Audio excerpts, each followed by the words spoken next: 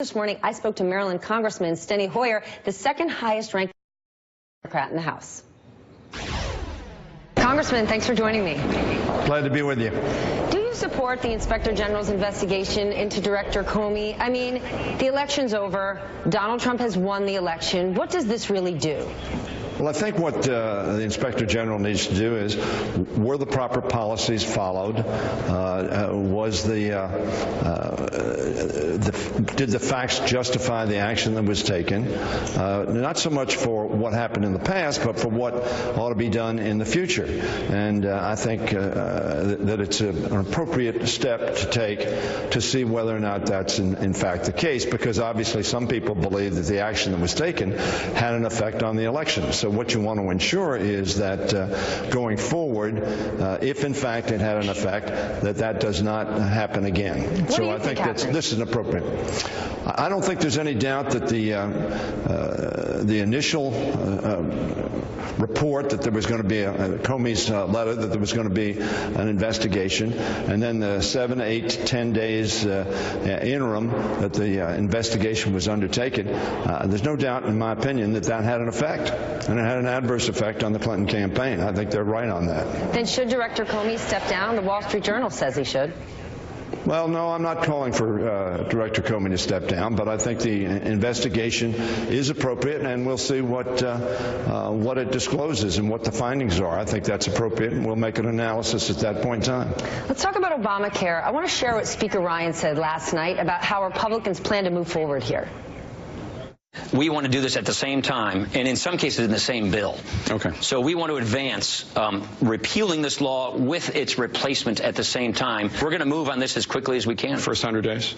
Yeah, oh yeah, it's something definitely is a plan within the first 100 days to get moving on this legislation. Republicans are ahead. How do you stop them? Well, it's a question of whether or not that's a credible statement. They've had 65 opportunities to offer an alternative when they've wanted to repeal the Affordable Care Act. They have not, to this date, after 7 years, offered an alternative. President-elect Trump has not offered an alternative other than to say you're going to have great health care. Well, that's fine. Then put on the table what that means, how it will be done, how much will it cost? What are the provisions that will be included?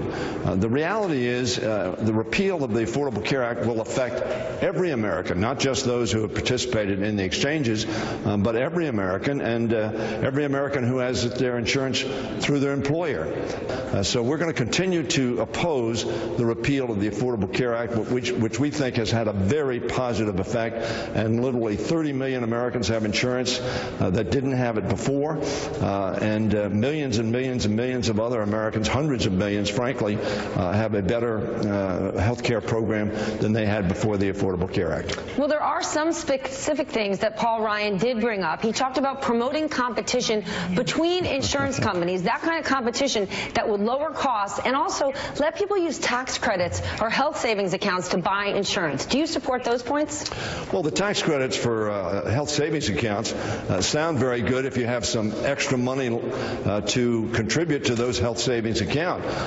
If you don't have that extra money, if you're a family trying to get by on $45,000, $55,000, $65,000, $75,000, the chances of you having that extra dollars beyond supporting your family, paying your mortgage, paying your car payment, and trying to help your kids get a good education, that's not going to work very well.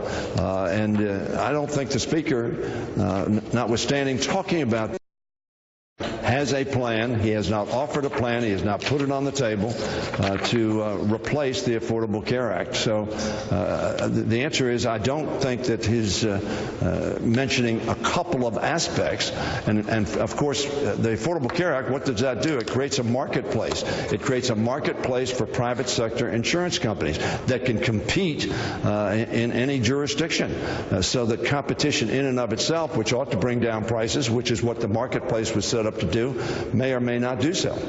Congressman, we've heard it before, the devil's in the details. It's time for some details. Thanks so much for joining me this morning. You bet.